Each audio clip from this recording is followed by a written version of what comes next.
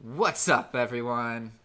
Alright, this is the video where I answer 100 questions from you guys, okay? Most of these are about dropshipping, but not all of them. And I actually just compiled them all into a list and then randomized it. So there's not going to be like, if you are one of the people who asked the 10 questions, your 10 questions are going to be answered in this video, but not necessarily, well, not in the same order that you asked them, okay?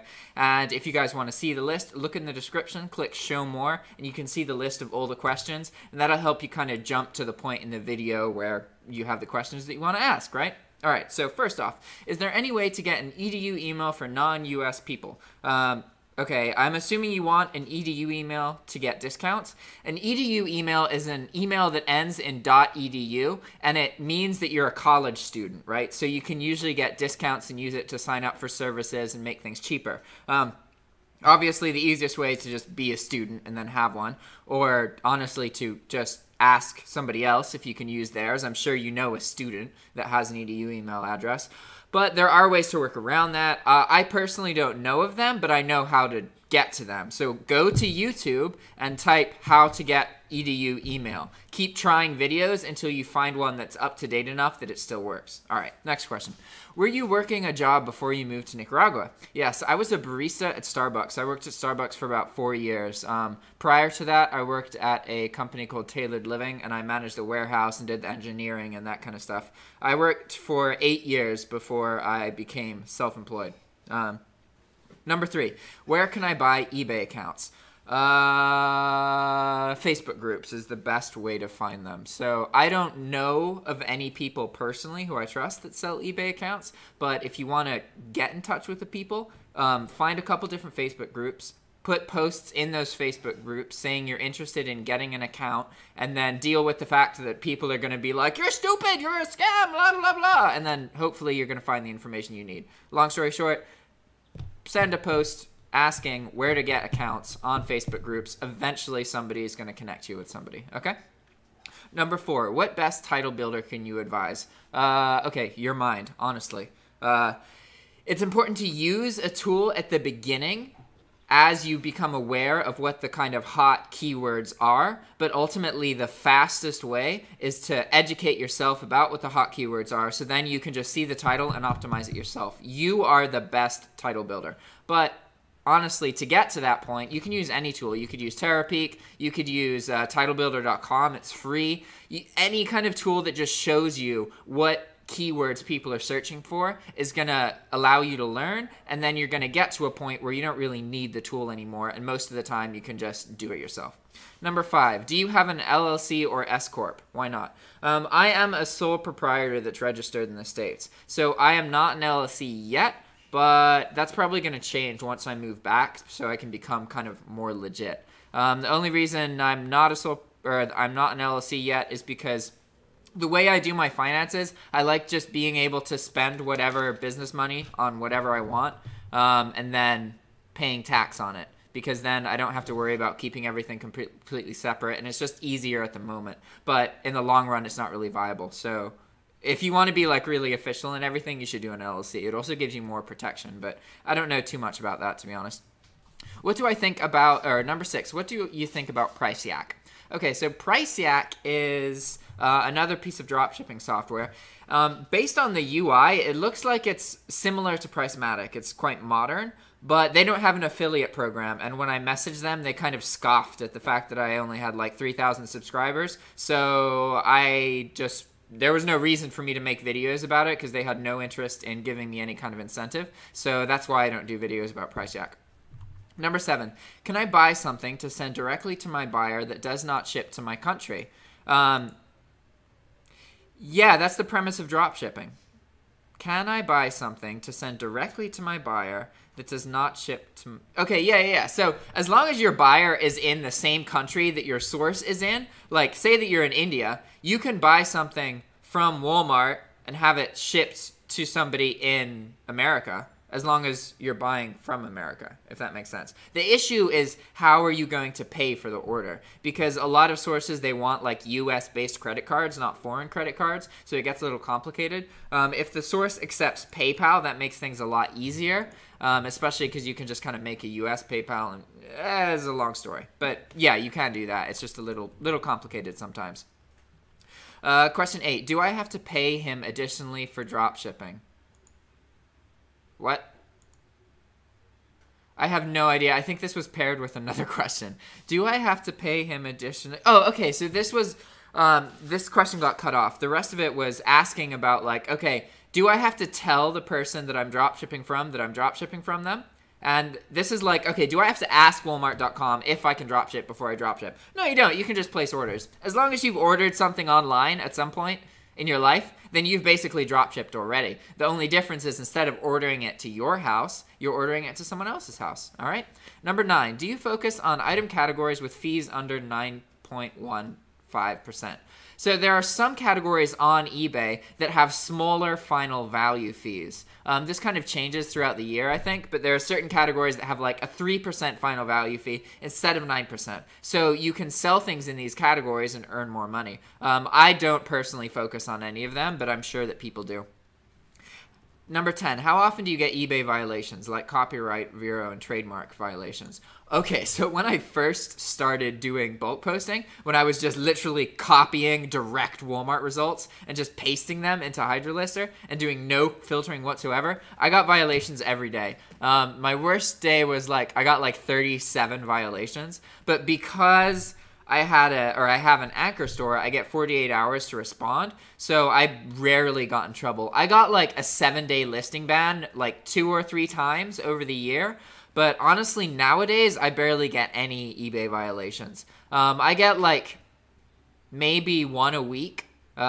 Just because I'm posting cheaper items, you get so many less problems. Number 11, do profile picture and cover photos affect people's opinion about my store on eBay? Yes, they do, but not in a way that really matters, honestly. Like, there's a small chance that it may affect the opinion of somebody, but that's a form of research, and most people who purchase from dropshippers don't do very much research. So this kind of stuff matters a lot more when you're a traditional eBay seller. Number 12, why does eBay suspend new accounts? Okay, this is talking about the fact that for some people, when you start selling on eBay, you'll get a message from them that says, like, your account has been suspended, all of your listings has been removed, and we need you to verify information. Basically, this is their way of figuring out, are you the person that you say you are? And as long as you provide your ID, you show everything that they need, you show that you have bought the products, that you're not stealing them, and yada, yada, yada, you just prove to them that, like, you're legit, then you'll get your account back. Dropshipping isn't against eBay's terms of use, so they're not going to do this to you because you're a dropshipper, although a lot of dropshippers are really paranoid, and they just, like, when they get suspended, they don't fight back. Like, they don't call eBay and are like, hey, I'm this person, here's my ID, here's this record, here's my bank account, yada, yada. You just have to show them that you're not fraudulent, because that's what they think. They think that you could be doing something illegal or that you're fraudulent, so they suspend your account. And then you just provide your ID and everything, and then you're fine. Okay, number 13, do you use a spreadsheet to keep track of sales? Yeah, I do for, like, YouTube videos. I personally, like, I use Intuit Self-Employed, so all of my, like, incoming and outgoing PayPal transactions are exported, and that's how I cover, like, look at my profit and taxes and all that kind of stuff. So I don't actually have to put things into a spreadsheet, and I usually don't unless I'm doing a video series about it, just because it's time consuming, honestly.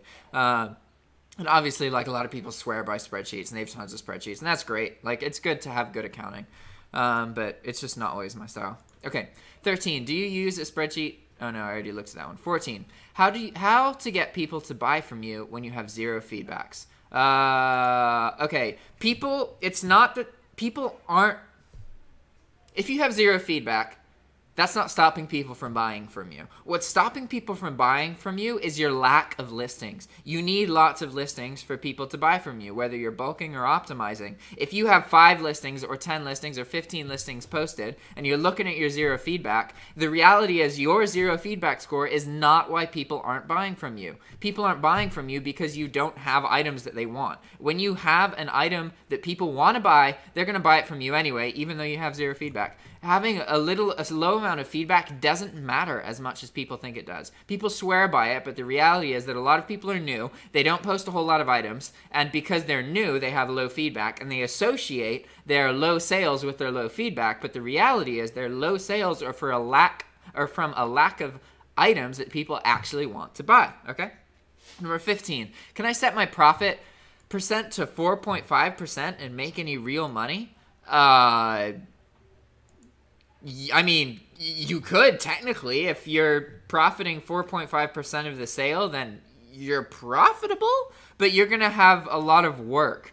And it's going to be really easy for that 4.5 to disappear once you start dealing with returns and mistakes and all that kind of stuff. So it's not advisable, at least when it's scaled. At the beginning, yeah, it's viable to just post items at like breaking even, trying to get experience. But if you're trying to set a business model off of 4.5% profit, that's not very wise. I mean, why do that when you could just sell for more? When you have that 4.5%, you're going to have tons of sales, more work, and little profit per sale. So, I mean, I'm sure people do that, but I wouldn't say it's necessarily wise. 16. Did PayPal ever ask you to provide invoices for your sold items or provide a company document? No, PayPal nor eBay never asked me for that. And I think that's because I started off like traditionally selling on eBay, which gets way, way, way, way less red flags than dropshipping.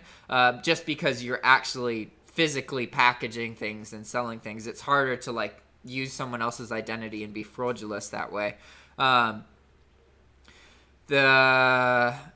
also because I registered my business in the States and then provided that information to eBay once I hit $1 million account limit. Basically, once I passed the $1 million point, they started asking if I had a registered business address, and I didn't, so I registered my business. And so I have registered, but my account was never like put on suspension or anything like that. And at this point, I'm established enough that it's really unlikely that that's going to happen. That usually happens when you first start selling within the first like 90 days. Okay. Okay, number 17. What items have caused the most annoyance? Oh, okay. There's a lot of items that have caused problems. Big items, freight items that have to be scheduled, right? So they're like 80-pound items, right? And they're too heavy for regular shipping. So like, I don't know, a bed or like a big cabinet or like, I don't know, something made out of concrete or a countertop. So you have to schedule with the buyer. You have to schedule the delivery, so there's an extra step, and that's kind of frustrating. And then when the freight returns happen, then it's complicated. And so you can lose money that way. Aside from that, there's a lot of times with like electronics, if they go overseas and it's like 24 volt, the wrong voltage, that kind of thing. Honestly, the items that have caused me the most annoyance are just listings that didn't have the information that they needed, so that the listing has like multiple sizes in the description, and so I just don't post those anymore. There's a bunch of items that have caused problems, but usually the problems are caused by like the biggest factor is kind of the price of the item. When you have more expensive items, like $600, $700 items, the problems are just exponentially more so, you know? You can have $2,000 in your PayPal account, and if your average sale price is like $400 or $500, in one day you can go from $2,000 in your PayPal account to negative $1,000 if there's like 6 returns opened up. And that's very possible if your business is big enough. So I try and avoid expensive items. Now I only post items that cost me less than $35, just because I've found that I can just price the items higher, and there's also kind of less competition, because for some reason most drop shippers think that you have to only sell items that are eligible for free shipping, which is kind of silly. I don't really understand why they think that. They're just like, why would a buyer on eBay pay for this item when it's $6 and $6 of shipping? That's stupid. And it's like, guys, you realize that on eBay they have no idea how much you're paying your source for shipping. It's literally just anyway, it doesn't matter. I'm getting sidetracked. Okay, 18. Do you put in eBay sales tax for the several states where a didn't work tax exemption program Walmart? Okay, so there's some states that you can't get tax exempt with Walmart except if you have a certain ID, but okay. So basically when you get tax exemption, you get tax exemption in 40 of the 50 states. Because in this case, you could collect tax from your sale and pay in second sale tax for Walmart. Okay, I think this person is asking if I collect sales tax on eBay. And then I never collect sales tax on eBay. Some people recommend it because you can earn more profit. I don't, just because I feel dishonest doing that. Even though, yeah, it's complicated. Okay. 19, do you examine sellers at all? Nope. 20, how do you set up Gmail for eBay dropshipping? So I actually use minimal setup for my Gmail, and that's because okay, you use filters. So a filter takes an incoming email and then looks at the title and then stores it somewhere based on the contents of the title. So this is really useful to kind of weed out a lot of the automatic emails that you get. Like, you don't necessarily want to see every single email that, okay, this buyer, they bought the item, they paid for the item, you ordered the item shipped. You want it to be kind of stored separately because that doesn't require your attention. You want to separate everything that doesn't require your attention, but still have it exist so it's searchable in case something goes wrong, but then have everything that does require your attention to show up in your inbox immediately. So if you want to learn more about that, just Google or go to YouTube and search for how to make filters in Gmail. 21, how do I get an account with high restrictions for starters? Okay, this person is talking about eBay account limits when you make a new eBay account. So there are ways to get one in the beginning. Like, I just did a video recently about somebody who made a new eBay account, and they had the ability to post like $800,000 in items at the very beginning, which is really unusual. And we think that happened because they had like an import through Shopify, and they originally started with Shopify, but we're not sure. But honestly, the best way is to just make your own account and then to just grow it. I know that like 3 or 4 months or 6 months sounds like forever to you guys, but like you got to be in this for the long game. And if you're able to stick with an account just for the purposes of growing it, you're going to be able to do something with it. It's not hard to grow an account. It's not like you need to be incredibly successful to get account limit increases. I have a bunch of videos about that, so I'm not going to get too much into the detail. You could also buy an account. You can get an account for like that has 1,000 item limit for like $200. You can get bigger ones for much more, obviously. But okay, 22. How do sellers offer assurance item warranties on eBay? Okay, so sometimes when you're looking on eBay, you can see that you have the option to purchase a warranty, like a 2-year item protection warranty. That is actually not up to the seller. That is just an automated thing that eBay does based on the UPC code of the item. So when you post an item that is a UPC code that's eligible for a warranty, then eBay is just going to automatically offer the buyer the ability to buy that warranty. And that's actually done separately from you. It's through Assurant, and I don't completely understand how it works. Like, how are they warrantying these products that I'm selling, especially when they're like used products? It's kind of weird. Anyway. 23. If I keep buying from Walmart with PayPal, will I get into a problem in the future? You could. It's possible. Yeah. Okay. 24. Which websites do you think are the best to dropship from as a beginner? Okay.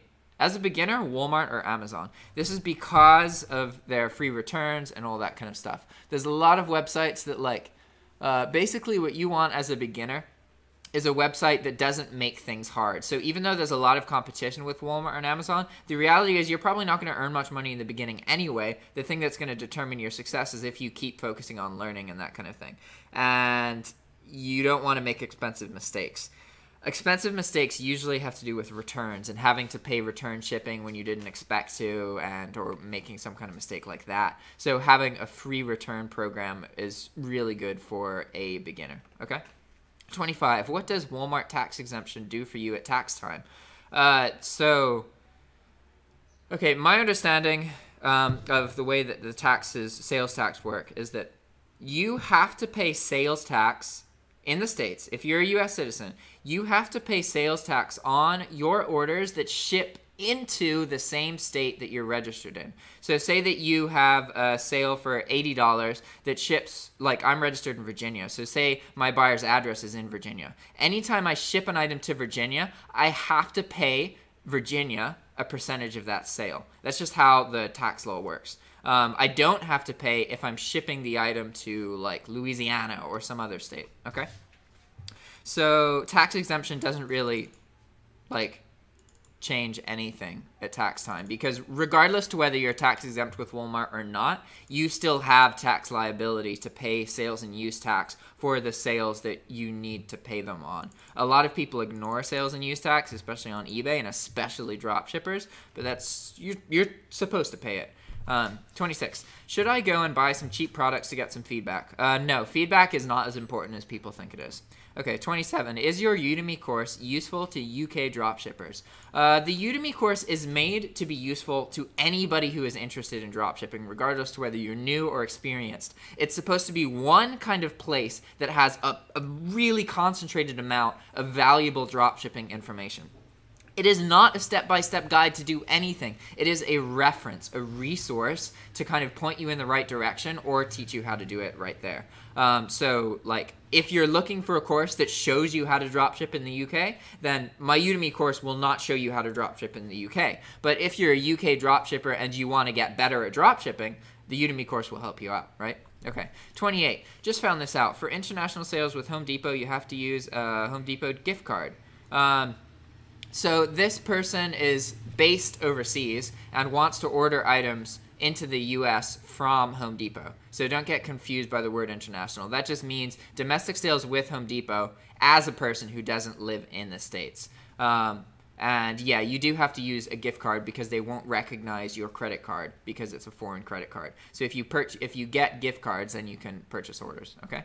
29, my customer asked for a prepaid label. I don't know what to do. Okay, if your customer is asking for a prepaid shipping label, that means they want to return the product. So you just go to your source and start a return with your source. Your source will provide you with a return label.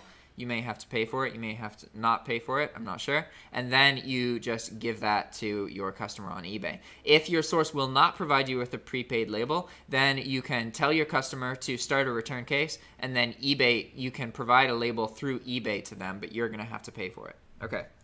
30. Should I sell cheaper items or more expensive items? You should sell cheaper items. I completely believe that cheaper items are the way to go, just because you eliminate like tons of problems. And it is true that you can earn more money off of expensive items, but you also have to deal with exponentially more stress. And if you're one of those people who thinks that life should be hard and that money should be hard and that you should be stressed all the time and that you should just work 8 to 10 hours a day, then go ahead, post a bunch of expensive items. You're going to earn a bunch of money and you're also going to have to deal with a bunch of problems, but it's going to be worth it to you. So it really depends. Like, what do you want out of this? Do you want to get rich? Okay, then post a bunch of expensive items and also have the time to deal with all of the problems. Or do you want money as like a good amount of money in a very little amount of time with as few problems as possible? Then post cheap items because it eliminates almost all of the problems. Okay. Question 31. What do you think about U.S. politics?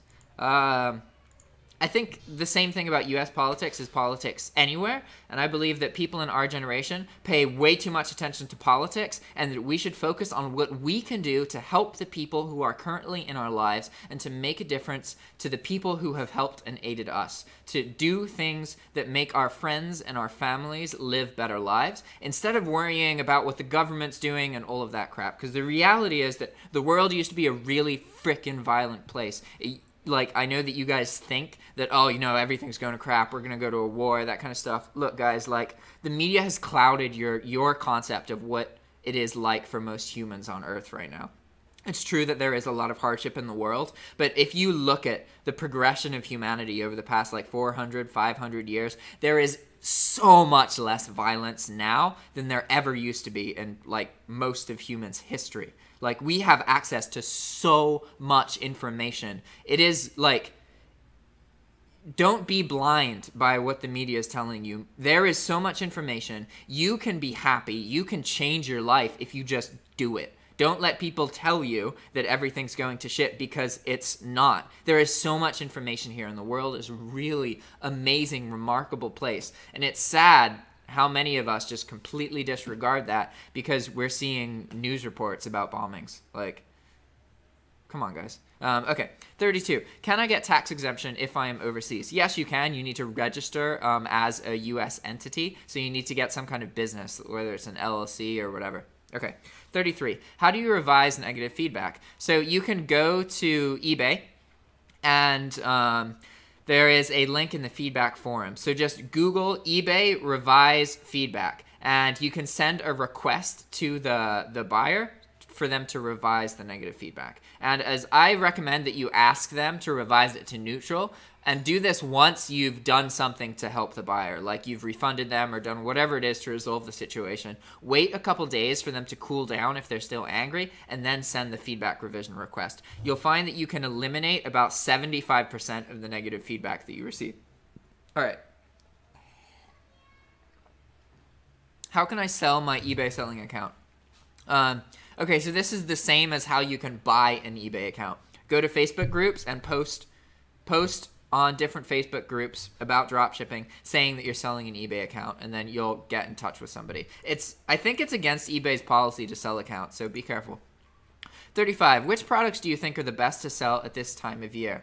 So right now it is December/January, and it's a bit late to kind of post Christmas and, well, okay. This time of year, people buy a lot of gifts for other people, so anything that could be a gift will sell well. Honestly, like, ultimately, almost everything sells better this time of year. The next thing to post would be stuff related to New Year's resolutions, because January is a big month for people, like, they're trying to change their lives, be more fit, do things related to whatever resolutions they're making in their life. So think about that, like, what products are associated with resolutions and things that people want to change in their life? Maybe things about fitness or cooking or something that they want to do now, you know? Okay. 36. How to sell Vero products, because many sellers do it.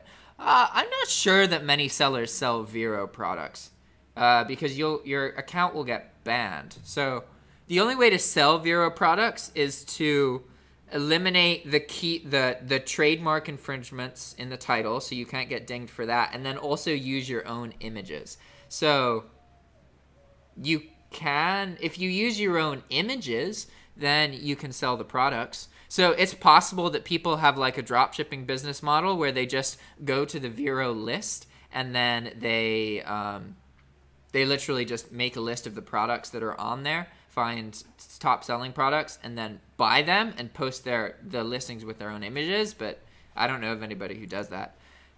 Okay, number 37. From your experience, what should a killer description look like? I think descriptions are bullshit and that they don't really matter. Okay. 38. Do you use a VPN in Nicaragua? I do use a VPN sometimes. I use a VPN when I need to access the Stealth account, or when I'm ordering from an item for the first time. Or when I'm ordering for a source for the first time. But typically for my regular day-to-day orders, Walmart, I guess, knows that I'm based in Nicaragua now because I don't get any problems with them. Okay. 39. Scooter didn't catch out of stock. What do you write to the buyer to cancel, or do you just refund the buyer? So nowadays, what I do in this situation is that I just send a message saying that I made a mistake, and then I cancel the order. It's really important that you communicate. You don't just cancel. So you also want to send the message saying that you made a mistake. Make sure the buyer knows they didn't screw anything up. It's not their fault. And then usually you'll have a positive experience based on that. You could also send the wrong item and send a message. That will kind of ensure that you don't get in trouble with eBay in the future, because eBay doesn't care if you send the wrong item. They care if you claim you're out of stock or you don't send anything. Okay? So 40, if you need to cancel order because of incorrect buyer address because it's out of stock, how can it affect your eBay account? So as long as you do not claim out of stock, it will not affect your account. You can cancel an order because the buyer requested it or because there's an issue with the buyer address. If you lie, it is possible that eBay could look and see that you lied and change it to an out of stock, in which case it would count as a defect. But the chance of that happening is pretty slim. Unless you have like 20 of them in a day or something. 41, have you ever had an out-of-body experience? I have, actually. I've gone through a lot of crazy things in my life. But I guess that... Should I talk about that? Okay, I had a really weird experience with my... Oh, I can actually talk about this because it was with a legal drug. Okay, so I don't know if you guys know about the drug salvia. It is legal in DC, and one of the reasons it's legal is because it is not fun to do. Like, basically, salvia gives you a very short hallucination. It doesn't make you feel good at all. It's actually kind of scary. But people like shamans and like old tribes use it to kind of divine things, right? So I had an experience with that once where I was with my friend and we were in the woods, and then we smoked some salvia, and then suddenly I was in, I don't know how to explain it, but I was in, you know how if you're in like an elevator that has a mirror on one side and a mirror on the other side, it looks like there's like a long hallway of duplicates of yourself. So I was in a room like that, except it was in the woods. So there was all these duplicates. I was in the woods, and then there was this barrier in front of me. There was this wall, and I don't know how to explain it. I just knew it was an obstacle that I needed to get through. And then I started moving towards it to get through it, and then suddenly there was this voice, this like godlike omniscient voice that said, he's not supposed to be here yet. And then I was no longer in front of that barrier. I was back in reality, and I was just like, it was really freaking weird, because literally the second that I touched the obstacle that was in front of me, I was told that I wasn't ready, and then bang, back in real life. It was really weird. Okay. 42. Have you ever gotten in trouble for too many eBay violations? Yeah, once I got a like 6 or 7 day listing ban, or twice. It really, didn't really affect me in any way. 43. Which ones do you not recommend? That got cut off. I don't know what the base of that was. Okay, question 44. Isn't having 7,000 listings kind of expensive with the insertion fees? 7,000 isn't that bad, honestly, because when you have an anchor store, you pay $300 for the anchor store, and that gets you 10,000 listings. So anything less than 10,000 listings will cost you $300, and anything more than that will cost you 5 cents per listing. So if you had 7,000 listings on top of those 10,000 listings, then you'd pay 5 cents per each listing, and that would cost you like $350. Okay.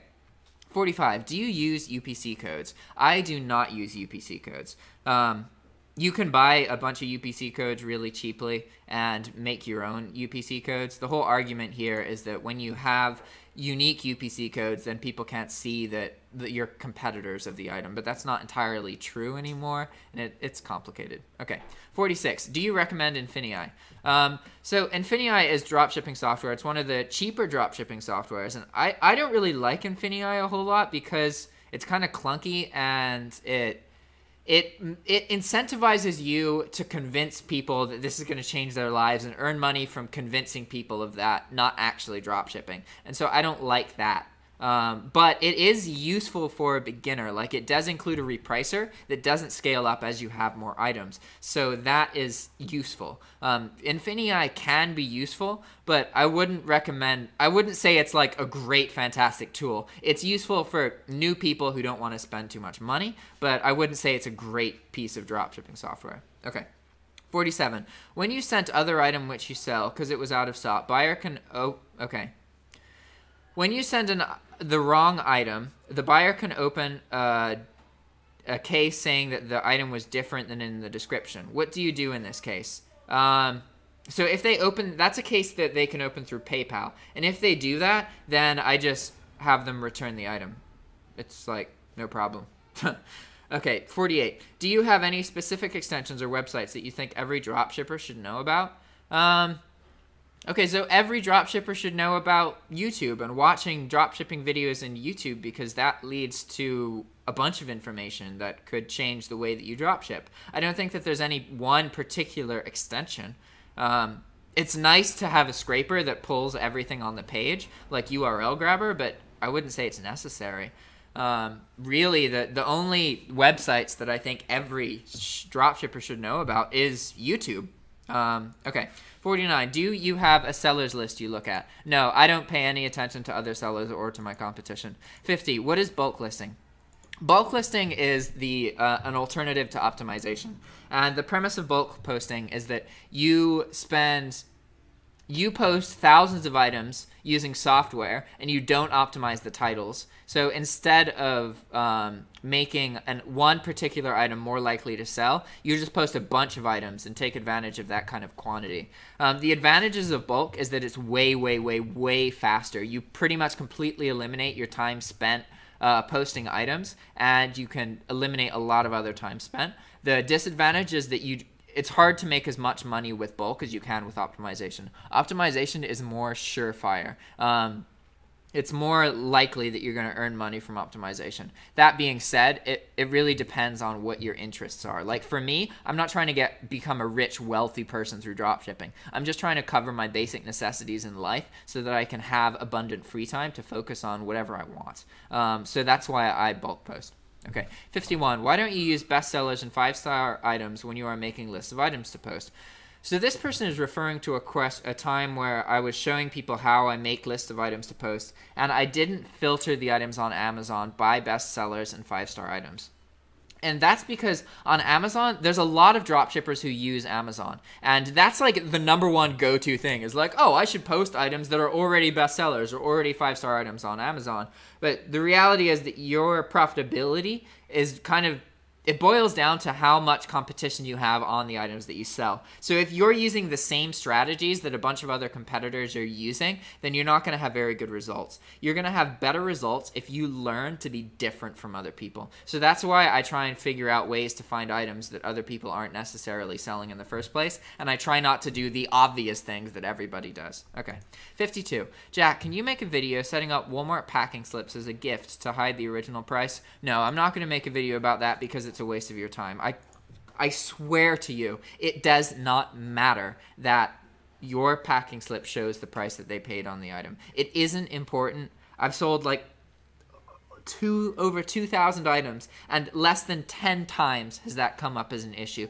And almost every time that it did, I just explained what dropshipping was and offered the person to do a return if they wanted, and they didn't. So it does not matter. Okay, 53. Should I consider sending gifts with my products to get people to buy them? Sending gifts with your products isn't going to encourage people to buy your products. It's just going to slightly encourage, okay, you're going to get more positive feedback, less negative feedback, and it's going to slightly encourage repeat customers. But as a dropshipper, getting repeat customers is kind of tricky anyway. So the only time that I send gifts with my products is when I can take advantage of like free shipping thresholds. Say that I sell an item for $33. Walmart requires $36 to get free shipping. So a $33 order will have a $6 shipping charge. So you'll pay $39. It's actually cheaper to send them an additional item because then you get free shipping and you don't have to pay for the $6 shipping charge. So you can just pay $35 and the person gets like a bar of chocolate as well in their order. Okay. 54. Have you been having a problem with Walmart being very slow at this time of year? Yes, I have, but it's not really that big of a problem. This time of year when things are busier, especially around like Black Friday and like the end of November, they're going to take an extra day or two to upload tracking numbers. That's just a reality of this time of year. It's important that you're not misadvertising your tracking. So you should kind of plan to increase your handling time by a day or two at this time of year so that your buyers are shown the kind of correct delivery dates. Okay, 55. How to find a category without competitors. Good luck. Like, honestly, I don't pay attention to competition. What I do is I just post a bunch of products and I see what sells, and then I post more products based on what sells. Okay? 56. What items am I currently preferential to? As I've discussed before, I am preferential completely to to items that are cheap. Those are the items that I swear by. I think it's better to try and sell $9 items for like 20, 25 bucks than it is to try and sell like $200, $300 items, because you'll find that you can earn a lot more money based on the money that you spend if you're using cheap products, because it's easier to sell a $9 item for $20, $25 than it is to sell a $90 item for $200, $250. So you can have some really good margins with cheaper items, and there's also just exponentially less problems. 57. Why don't you try to use Supplier Home Depot? It will be rating upgrade in YouTube. I don't know why they think it will be a rating upgrade in YouTube, but so Home Depot is a good supplier for dropshipping. They actually encourage dropshippers. Like your Home Depot is not going to cancel your orders because you're a dropshipper. There's less competition. David Vu teaches people to use Home Depot. I just don't use it. I don't like their shipping speed. It's a little bit too long for me. 58. I'm looking to make $1,000 to $2,000 a month. How long should that take me? What's the best strategy? Okay, earning $1 to $2 grand a month from dropshipping is completely doable. You don't have to be a huge business to do this. Your best guarantee to do that is to post optimized items and to just focus on posting a set amount of items per day. At the beginning, post a variety of different items. Then once you start getting sales, base what you're posting on what you're selling, because that's how you're going to learn about what actually sells versus theorizing about what could sell. 59. Are you ever going back to the USA? How long do you plan on living in Nicaragua for? I am going back into the United States. I'm moving back to the States in April of 2018. So right at the beginning of summer of next year. Number 60. Do you think that Title Builder is the best way to get killer titles for any product? If not, what is the best way? Title Builder is just one tool that you can use to optimize your titles. There are tons of other tools that you can use to optimize your titles. I don't think Title Builder is the best one. There's, you can Google them, but there's products on, like Terapeak has some. There's some other free products. A lot of dropshipping suites have built-in title builders. So honestly, the best way is to have enough experience with titles that you just know what keywords to add to your titles, because then you're faster and you can post more items. 61. Is dropshipping possible without any money? Yeah, it is. It's just a little bit harder. I started without any money. Yeah. I mean, and compared to traditional business, hell yeah, it's possible. You just have to be patient. Like the problem is PayPal jail, but PayPal jail is a 90-day period. So honestly, you just need to get like a handful, like 2 or 3 sales to get out of PayPal jail. You just get 2 or 3 sales a month, and then 90 days later, you'll be out of PayPal jail. So what you should do is focus on getting that first sale, and then as soon as you get that, then just obsess about watching as many videos as possible and learning as much as possible for 90 days. And then after 90 days, you're going to be out of PayPal jail, and you can just post items, and you're going to get the money straight away, and you're not going to need capital, okay? What items are you surprised sold? So I'm surprised that people buy water. That is something that I sell fairly regularly, is water, like overpriced water, and people buy it. I don't know why, and it makes me a little bit uncomfortable, but people buy it. Okay. 63. What would be the average profit for $1,000 in sales? So average profit margin for dropshippers is like 10%. So like 8% would be not so great. Like 15% would be really good. Okay, so on $1,000 in sale, you probably earn about $100. Granted, that varies a lot. There are some dropshippers that earn 30% of their sales. There are some dropshippers that earn 3% of their sales. Like, it's not a guarantee, but that's just a general incentive. Okay. Is Hydra Lister better than PriceMatic, or will it have the same out-of-stock problem? So the out-of-stock problem that this person is referring to is that right now when you post items with PriceMatic, it's going to notice more out-of-stocks. It's going to think items are out of stock when they're not actually out of stock. And this is something that most repricers deal with at some point. Right now, PriceMatic's not doing so great with it, but like that's probably going to get fixed soon. And then there's going to be a problem with Hydra Lister next month. And then there's going to be a problem with another, like, they all have problems. It's just a matter of like, continuing and moving through and trying to find software that you like. I personally like Hydra Lister because of my bulk work and because it's the one I have the most history and experience with. PriceMatic is good, but it's really expensive. Okay. Hydra lister is nice because it's 80 bucks no matter how many items you post. Whereas Pricematic is like, I looked at it back when I had the bulk store, and you can't bulk with Pricematic. You just can't. Like, you could use Pricematic to bulk create the store in the first place, but that's about it. If you're using the repricer, then it costs a lot of money. Okay. 65. If I send my buyer an item as a gift, he may complain to eBay that he didn't get it, right? If you have a tracking number showing delivery to your buyer, you win. Or to the buyer's address, then you win, even if it's the wrong product. Okay. 66. What product should we be uploading for January and February? Again, stuff related to New Year's resolutions. Anything related to the changes that people are trying to make in their life. Okay. 67. Have you ever had problems with delayed delivery in Walmart? Yeah, sometimes Walmart doesn't ship items as quickly as they say they will, especially at this time of year. I just kind of, if it's a really big delay, then I inform my buyer, but otherwise I just let it slide. 68. Can I get tax exemption if I live in Canada? Yes, you can. You need to make a business entity in the States and then use that business entity to get tax exemption.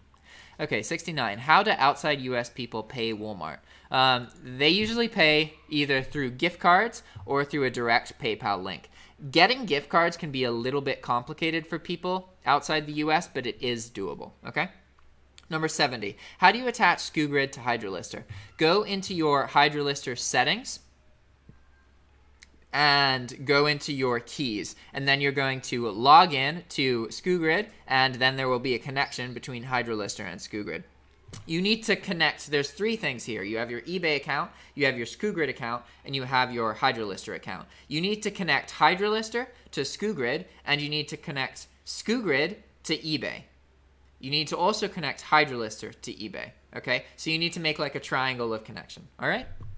71. What do you think of DSM Tool? I don't know anything about DSM Tool. I talked a little bit with the owner of DSM Tool recently, and I'm going to start a video series about it soon, but I don't really know anything about it aside from that. Okay. 72. What do you do, if you do, to maximize profits? So the best ways to maximize profits are to use gift cards, to use some kind of free return service so that you don't lose money when you have returns, and to use cashback. If you do those three things, then you're going to get more of the money that you see. Okay, 73. Is there any fees for good till canceled options? So good till canceled listings, you pay one insertion fee per every 30 days. All right, and the insertion fee is going to be 30 cents if you have no store, 20 cents if you have a store, and then like 10 cents or 5 cents. I don't remember. But it depends on what kind of store you have. Okay. Oh, we're almost done, guys. I'm getting tired. What do you do if you do... Oh, sorry. 73. Is there any... Wow. 74. How much do I weigh? I weigh about 125 pounds. I'm a stick. I know. 75. Do I have to contact the seller before listing his item? So as a dropshipper, you do not have to tell the source that you're dropshipping their item to list their item. Some sources, yeah, but not all sources. What's up, Ryan? Okay, 76. What does optimizing your listing really mean? So optimizing a listing is when you add a bunch of keywords to the title so that it's more likely to sell. That's title optimization. There's a bunch of other ways. Like you can also add more photos or add more item specifics. Optimizing just means that you're tweaking information in your listing that increases the chance of the listing producing a sale. That is optimization, okay? 77. How do you remove negative feedback? So in some cases, you can get negative feedback removed if it violates eBay policy. But most of the time, you can't. You can get it revised to neutral, which is what I encourage people to do, and you can revise about 75% of the feedback that you get if you do it properly, okay? And I've already talked about how to do that in this video. 78. What kind of accent do you have? What? I mean, I have a little bit of an English accent, but it's really Americanized at this point. So there's a couple words like walk or talk that I say a bit funny. But I've lived like in so many places, my accent is like screwed. It's weird. Okay, 79. Please provide me a tool who can use auto order because it's very necessary for me. Okay, so if you want auto ordering, you're going to have to use some kind of suite. So like PriceYak has auto ordering. I think Hydra also offers auto ordering. Understand that you're going to pay for auto ordering. It's going to cost like a certain amount of cents per order that gets fulfilled. And what really is happening here is that whatever software that you're using, it's not software that's doing these orders. That company is paying virtual assistants to place orders for people, okay? So you could just train a virtual assistant to do it yourself and do it for much cheaper, all right? Okay, question 80. Where do you buy gift cards from? I actually don't use gift cards at the moment. And it's not that I don't recommend them or anything. There's personal reasons that I'm not using them at the moment. But I usually get my gift cards from a guy at cardcash.com. And you can buy, the best place to get cheapest gift cards is by trading Bitcoin for them. And you can do that at a couple different websites. One of the best ones is Paxful. How tall am I? I don't know how tall I am in centimeters, but I'm like 5 foot 11 inches. 82. Can I speak Spanish? Mi español es no bueno. It's not. I speak a little bit of Spanish and I can understand a decent amount of Spanish, but I am not fluent by any means, and I have a lot more to learn, which is kind of complicated because I live in a Spanish-speaking country. Okay. 83. Will you move back into the States? Yeah, I already addressed this earlier. I'm moving back into the States in April. 84. How do you find the time to do videos? Well,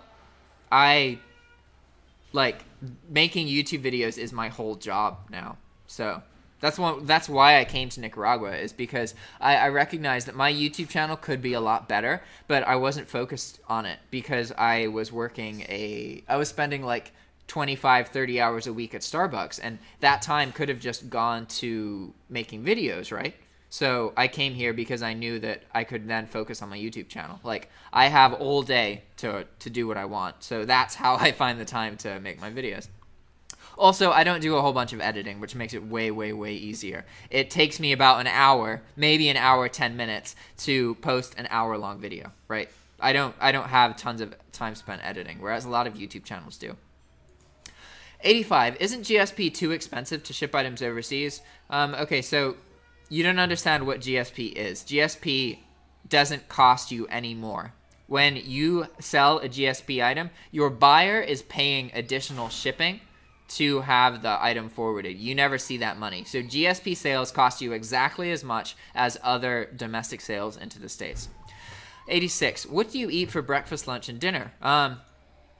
I don't really have a whole lot of regularity. I'm much better now about eating breakfast and lunch. I'm not perfect about it, but I don't have the healthiest diet at the moment. I do cook a lot, but I like cooking new things. The most regular stuff I eat is probably eggs and kimchi. I really like kimchi. I eat a lot of kimchi. So, yeah. Pupusas. I like pupusas. I've been on a pupusa kick recently.